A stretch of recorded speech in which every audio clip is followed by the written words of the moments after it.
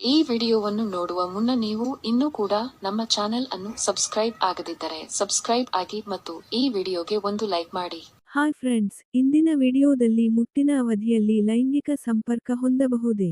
ಆ ಸಮಯದಲ್ಲಿ ಲೈಂಗಿಕ ಕ್ರಿಯೆ ನಡೆಸಿದರೆ ಏನಾದರೂ ಸಮಸ್ಯೆ ಉಂಟಾಗುತ್ತದೇನಾ? ಬಂದ್ರೆ ಯಾವ ರೀತಿಯ ಸಮಸ್ಯೆಗಳು ಬರಬಹುದು? ಅದಕ್ಕೂ ಹೆಚ್ಚಾಗಿ ಮುಟ್ಟಿನ ಸಮಯದಲ್ಲಿ ಲೈಂಗಿಕ ಕ್ರಿಯೆ ನಡೆಸಲು ಸುರಕ್ಷತಾ ಕ್ರಮಗಳೇನು ಎಂಬುದನ್ನು ಈ ವಿಡಿಯೋದಲ್ಲಿ ನೋಡೋಣ.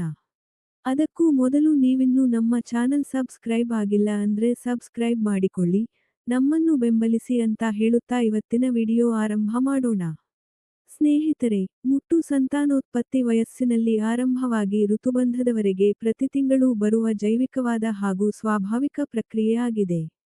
ಇದು ಪ್ರತಿ ತಿಂಗಳು 4 ರಿಂದ 5 ದಿನ ಮುಟ್ಟಿನ ಸ್ರಾವ ಇರುತ್ತದೆ. ಅಲ್ಲದೆ ಆ ಸ್ರಾವ ಶುದ್ಧವಾದದ್ದು. ಗರ್ಭಧಾರಣೆಯಾಗದಿದ್ದಾಗ ಪ್ರತಿ ತಿಂಗಳೂ ಗರ್ಭಕೋಶದ ಹೊರಪದರ ಛಿದ್ರವಾಗಿ ಹೊರಬರುವುದೇ ಮುಟ್ಟು. ಸ್ರಾವದ ಜೊತೆಗೆ ಕೆಂಪು ರಕ್ತಕಣಗಳು, ಬಿಳಿ ರಕ್ತಕಣಗಳು, ಸತ್ತ ಅಂಡಾಣು ಎಲ್ಲವೂ ಇರುತ್ತವೆ. ಸ್ನೇಹಿತರೆ, ಆಧುನಿಕವಾಗಿ ಎಷ್ಟೇ ನಾವು ಮುಂದುವರಿದಿದ್ದೇವೆ ಆದರೂ ಸಹ ಮುಟ್ಟಿನ ಬಗ್ಗೆ ತಪ್ಪು ಕಲ್ಪನೆ, ಅಭಿಪ್ರಾಯಗಳು, ಅಂತೆಕಂತೆಗಳು ಇನ್ನೂ ಸಾಕಷ್ಟಿವೆ.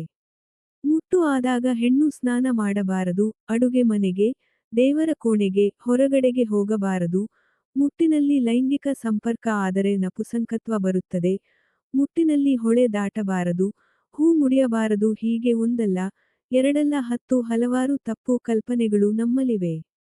ಸ್ನೇಹಿತರೆ, ಮುಟ್ಟಿನ ಸಮಯದಲ್ಲಿ ಲೈಂಗಿಕ ಸಂಪರ್ಕ ಹೊಂದಲು ವೈಜ್ಞಾನಿಕವಾಗಿ ಯಾವ ಅಡ್ಡಿಯೂ ಇಲ್ಲ. ಆದ್ರೆ ಹೆಚ್ಚಿನ ಸ್ತ್ರೀಯರಲ್ಲಿ ಮುಟ್ಟಾಗಲು 2-3 ದಿನ ಮೊದಲು ಮತ್ತು ಕೆಲವರಲ್ಲಿ ಮುಟ್ಟಿನ ಸಮಯದಲ್ಲಿ ಲೈಂಗಿಕ ಉದ್ರೇಕ ಹೆಚ್ಚಿರಬಹುದು. ಅಂತಹ ಸಂದರ್ಭದಲ್ಲಿ ಅವರಿಗೆ ಭಾವಪ್ರಾಪ್ತಿಯೂ ಸುಲಭ. ಆದರೆ ಮುಟ್ಟಿನ ಸಮಯದಲ್ಲಿ ಮಹಿಳೆಗೆ ಅತಿರಕ್ತಸ್ರಾವವಿದ್ದರೆ, ಹೊಟ್ಟೆನೋವು, ಸುಸ್ತು ಇದ್ದರೆ ಅಥವಾ ಲೈಂಗಿಕ ಸಂಪರ್ಕದ ಇಚ್ಛೆ ಇಲ್ಲದಿದ್ದರೆ ಲೈಂಗಿಕ ಸಂಪರ್ಕ ಒಳ್ಳೆಯದಲ್ಲ.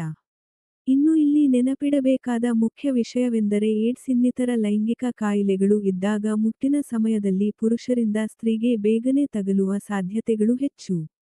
ಹೀಗಾಗಿ ಈ ಕಾರ್ಯಕ್ಕೆ ಮಹಿಳೆಯರಿಗೆ ಸೋಂಕು ತಗಲದ ರೀತಿಯಲ್ಲಿ ರಕ್ಷಾ ಕವಚಗಳನ್ನು ಎಚ್ಚರಿಕೆಯಿಂದ ಬಳಸಬೇಕು. ಕಾರ್ಯದ ಬಳಿಕ ಜನನಾಂಗವನ್ನು ಶುದ್ಧ ನೀರಿನಿಂದ ತೊಳೆದುಕೊಳ್ಳಬೇಕು. ಸ್ನೇಹಿತರೆ, ನೋಡಿದ್ರಲ್ಲ, ಇಂತಹದೇ ಉಪಯುಕ್ತ ವಿಷಯದ ಜೊತೆಗೆ ಮುಂದಿನ ವಿಡಿಯೋದಲ್ಲಿ ಸಿಗೋಣ. ನಮಸ್ಕಾರ.